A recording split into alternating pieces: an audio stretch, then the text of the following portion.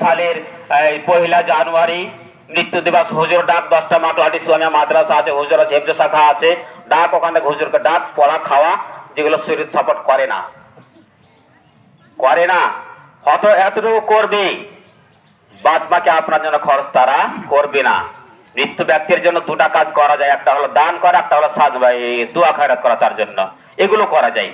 হ্যাঁ, কাউকে ডাকা হাঁকা মিলাদ মাহফিল করে খাওয়ানো যায় না। আপনি যেটা খাওয়াচ্ছেন, যদি আমি এটাকে দান ধরি, সাদকা ধরি, তো সাদকা কি সবাই খেতে পারবে? সাদকা তো সবাই খেতে পারবে না। সাদকা তারা খাবে যারা ফকির মিসকিন, তারা খাবে সাদকা। আর আপনি ওখানে ডেকেছেন, মাদ্রাসার হুজুর যেটি আছে সেটি ডেকেছেন আপনি, বাকি আপনার আত্মীয় স্বজন ধনী গরিব সব রকম আছে, তাহলে ওখানে গরিবে গেলো ধনী গেলো, ধনীতে খেতে পারবেন, আপনি কেন খাওয়ালেন তাকে? চলবে না এগুলো। সম্মানিত উপস্থিতি, রাসূল হাদিসে বলছেন যে যে ব্যক্তি তার সম্পদের যাকাত আদায় করবে না, কাল কিয়ামতের মাঠে তার সম্পদটাকে বিষধর সাপে পরিণত করা হবে। এই বিষধর সাপে পরিণত করার পরে তার গলায় লটকে দেওয়া হবে। এই সাপ তখন তার গালে, দুই গালে ছোবল মারতে থাকবে। এই সাপে, এই সম্পদ, সাপ মানে সম্পদ আপনার।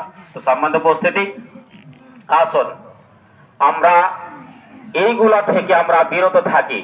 রমজান মাস চলে গেল আমাদের মাস থেকে। রমজান মাসের সিয়ামের অন্যতম উদ্দেশ্য হলো তাকওয়া অর্জন করা। আমরা তাকওয়া অর্জন করতে পারলাম কিনা এইটা বোঝা যাবে এখন বাকি 11টা মাস। আমাদের এই রমজান মাসে যে সংযম ছিল, প্রশান্তি ছিল, তাকওয়া ছিল, এই তাকওয়াটা যেন আমাদের 12টা মাস, বাকি 11টা মাস থাকে। শেষে দিয়ে কয়েকটা কথা বলবো।